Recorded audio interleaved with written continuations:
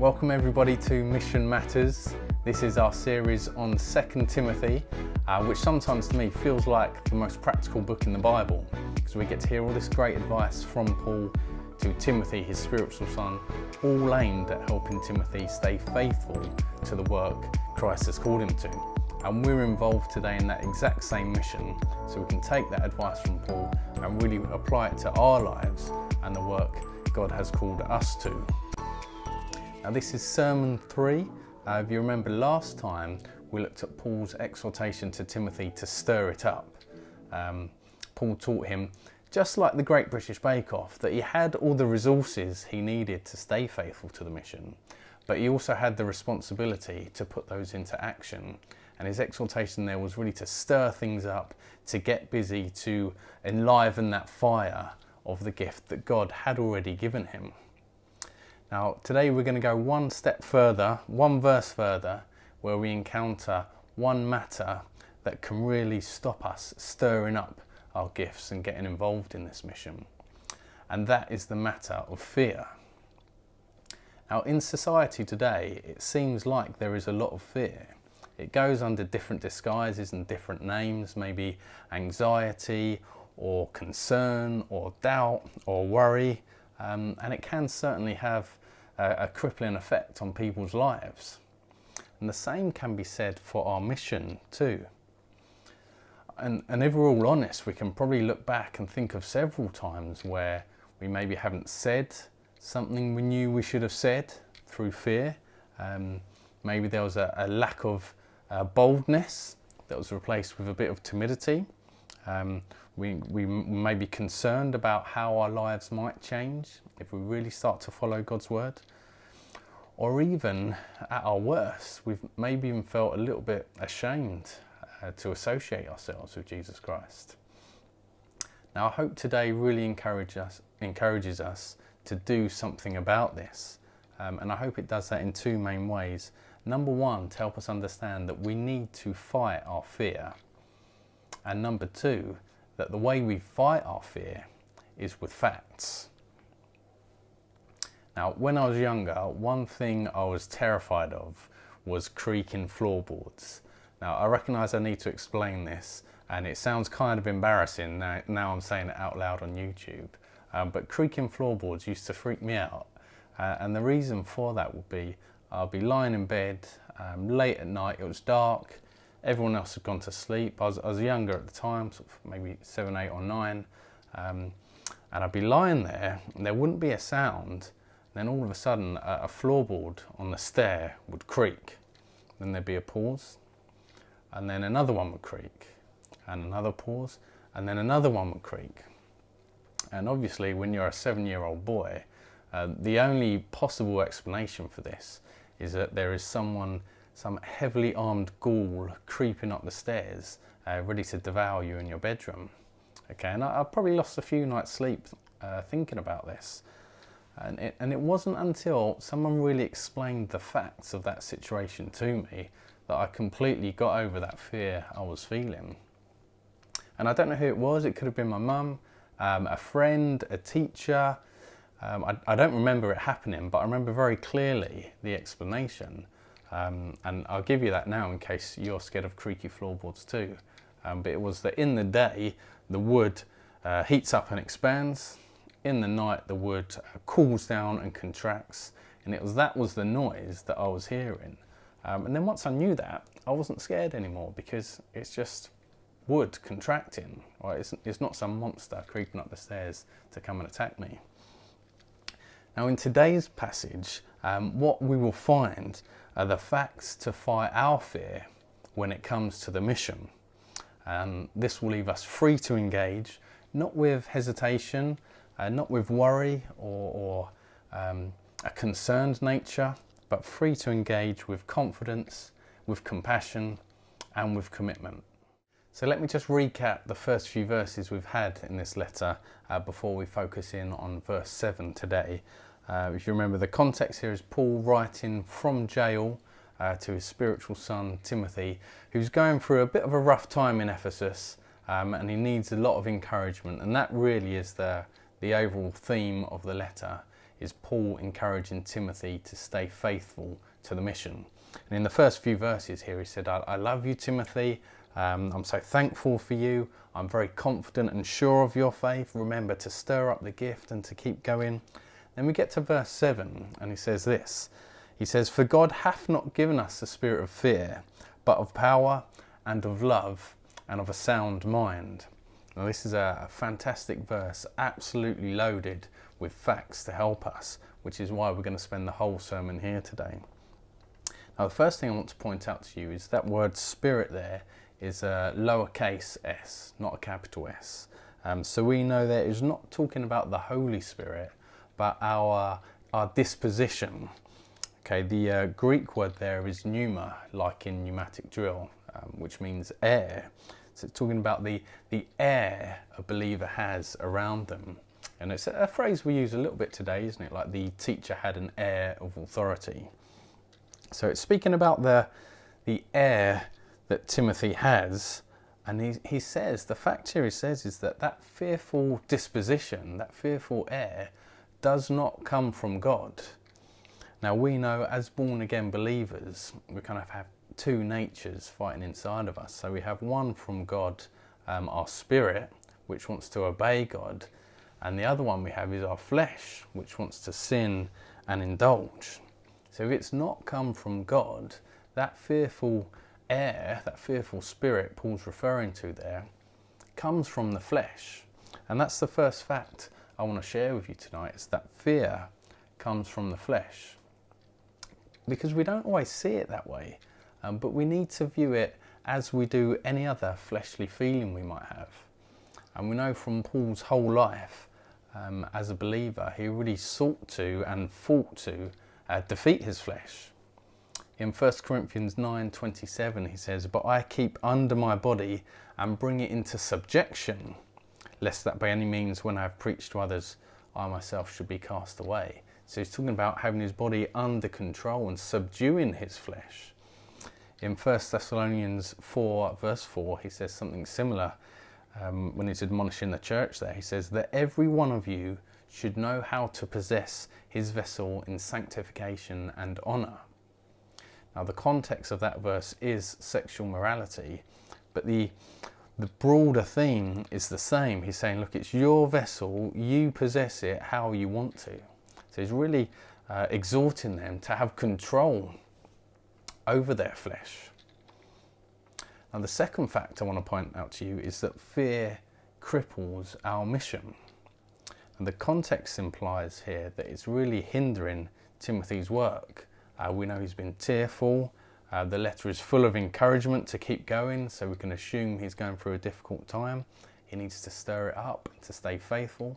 And this fear or this timid spirit is not what Paul wants to see in Timothy, because he knows it is not what is necessary to really carry on and drive home this mission.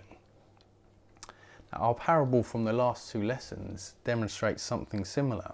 So we looked at the parable of the talents from Matthew 25, and the servant that was wicked and slothful, he was the servant that did nothing. If you remember, there was one guy who got 5 talents and ended up with 10, one guy who got 2 and ended up with 4. This guy was given 1 talent and ended up with 1. Right? He didn't do a thing. And in verse 25, it tells us exactly why. He says, I was afraid, and I went and hid thy talent in the earth. Lo, there thou hast, that is mine. So it's really fear that stopped him doing anything with it.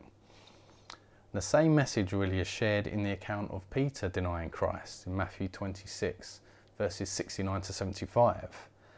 It was fear and shame, and Paul kind of uses those terms interchangeably as we go through this, particularly in chapter 2. And we'll look at that over the coming weeks. But it was really fear and shame that prevented him speaking in defence of Christ. If you remember, he denied him with his lips 3 times before the cock crowed. So what this tells us is that fear, it comes from the flesh, and if left unchecked, it stops us doing what we know we should do, and it can also stop us saying what we know we should say. But here comes the good part. The third and most important fact about fear is that fear cannot survive against the godly spirit. What follows, what I want to take you through now, are 3 facts about the spirit God has already given us. A spirit of power and of love and of a sound mind. And what I'd like to do for each of those, because it's one thing to hear someone tell you the facts, but then for someone to show you an illustration so you can really picture what that means, or hopefully really lay out exactly what those 3 qualities are about.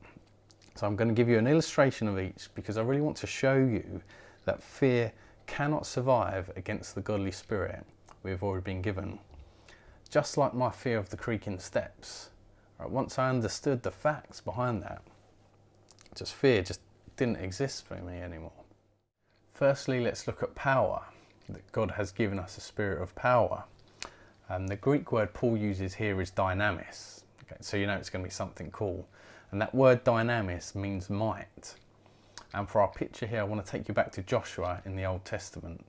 Now, context-wise, the circumstances here is that Joshua had been appointed the leader of the nation to take over from Moses. Now, they would have been some big boots to fill. And Moses led the nation out of the Egyptian captivity. He led them through the parted Red Sea. And Joshua had to step into those shoes. And more than that, it was his role to take them into the promised land, this thing that had been a dream of the nation for so long. It was his job to make it a reality.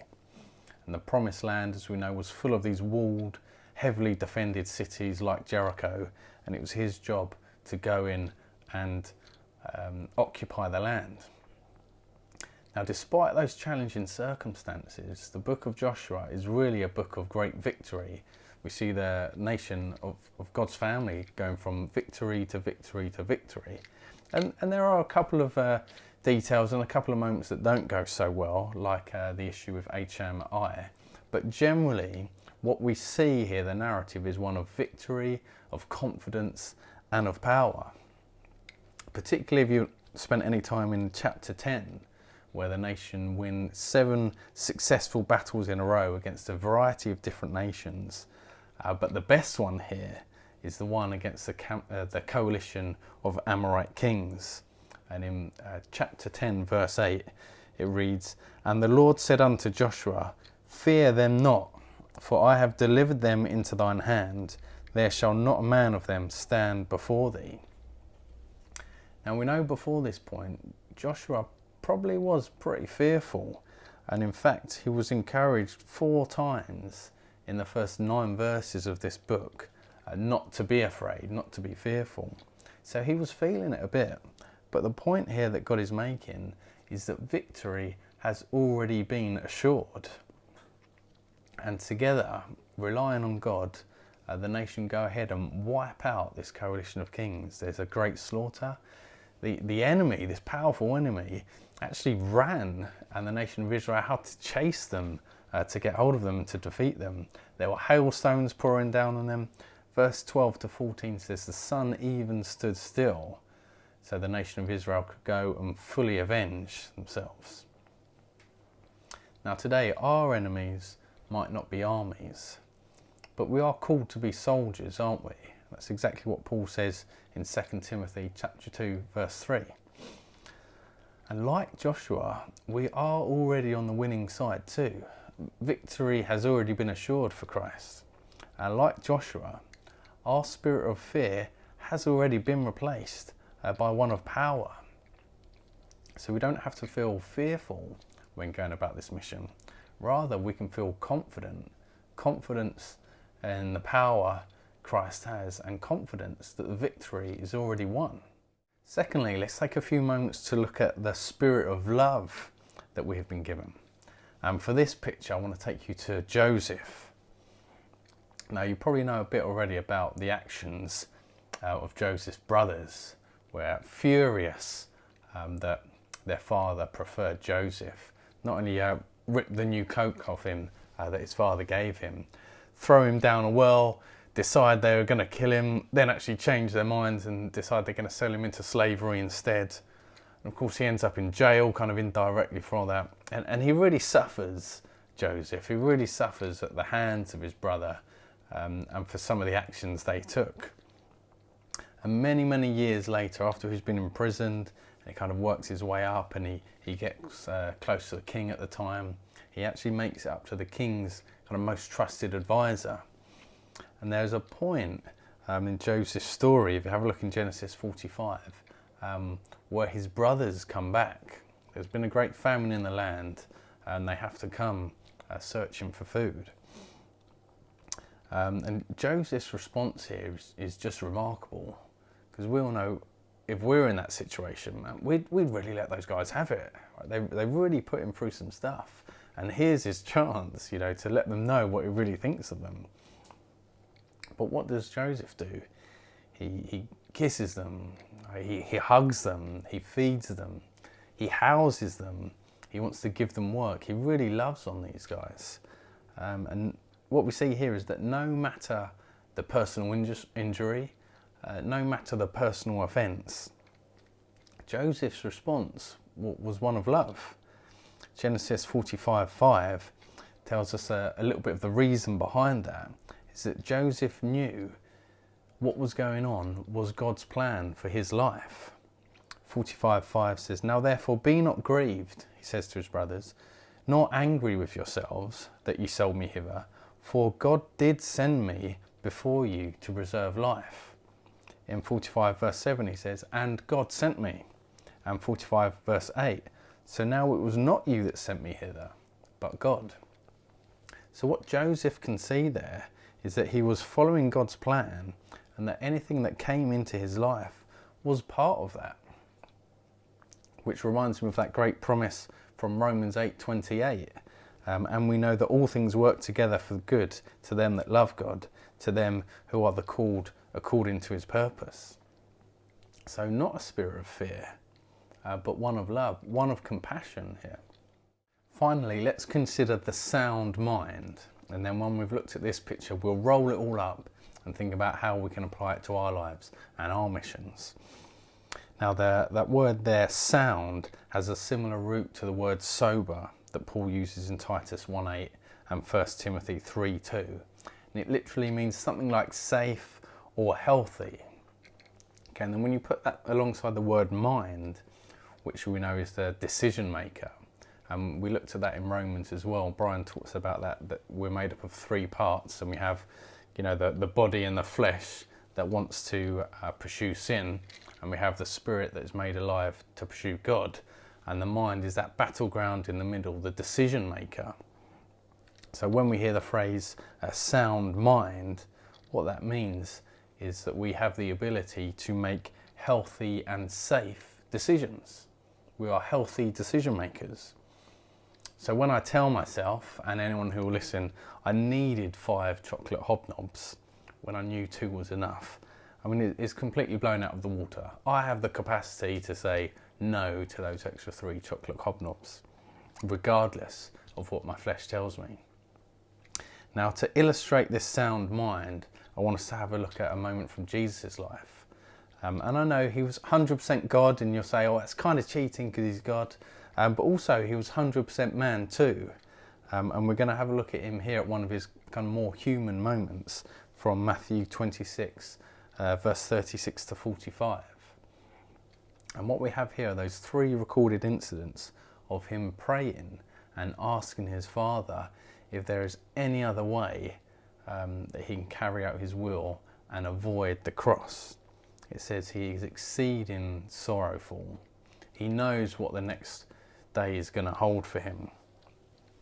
But he concludes in these prayers, "Thy will be done."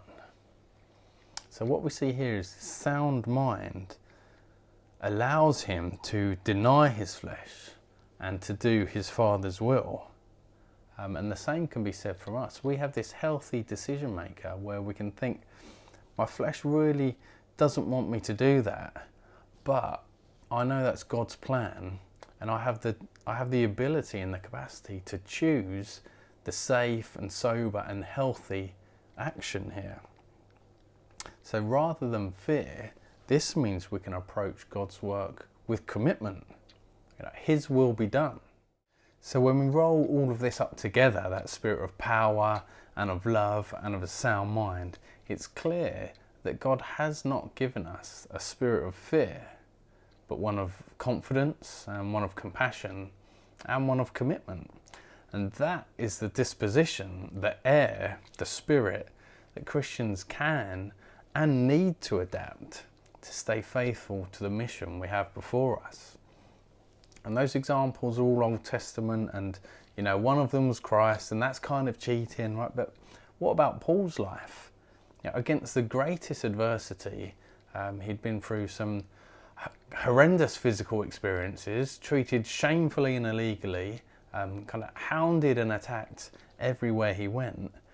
Yet that was exactly how he conducted his mission, with power and with love and with a sound mind.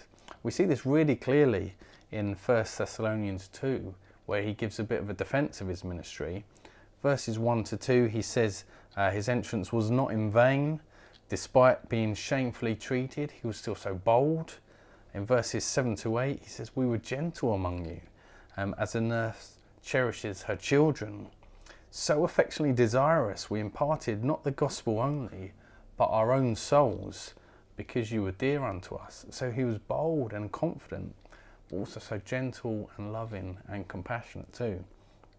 Verses 10 to 12, you know how holily and justly and unblameably we behaved, and we exhorted and comforted and charged every one of you that you would walk worthy of God, who hath called you unto his kingdom and his glory. And there you see him doing whatever he can with real commitment to encourage and teach the believers there to live the kind of life that their Heavenly Father would want them to. So let's ask ourselves, what spirit would we like to characterise our missions? A spirit of fear, like the servant that ends up doing nothing, starts with one talent, ends up with one talent because he was too scared to do anything with it. No one wants to be that guy. No one wants to feel that way. But left unchecked, fear has the power to cripple our mission. We have to fight it like we do any other feeling from the flesh. And the way that we fight it is with facts. And that is exactly what we see Paul do for Timothy here.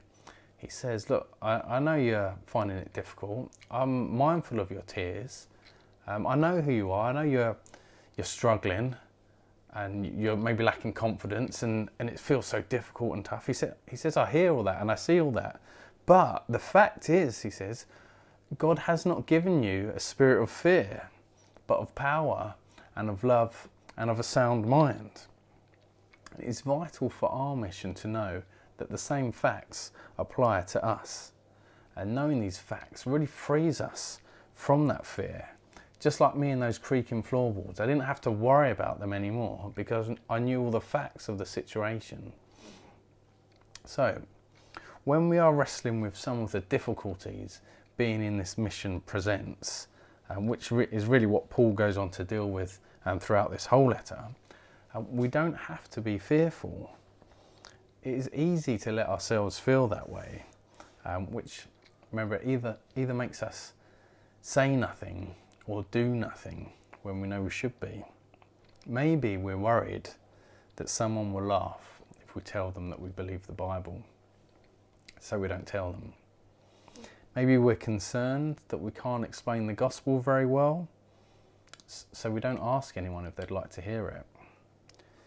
Maybe we're anxious about whether God will provide enough for us, so we don't really commit. Maybe we're scared that this mission thing will be quite tough, so we don't get involved. But this passage tells us that those feelings are not from God, and the fact is we don't need to feel that way. We can be like Joshua, who had great confidence in his Heavenly Father.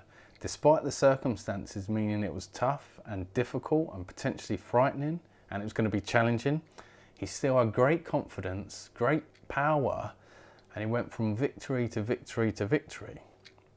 We can be like Joseph. Despite these personal circumstances, despite how offended and how wronged he was, he still had a spirit of love. He still had great compassion for his brothers when he saw them again.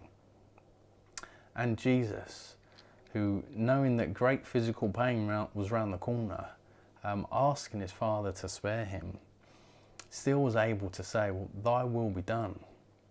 He was able to make that healthy decision to follow his Father using his sound mind, and showed great commitment to the work that his Father had called him to.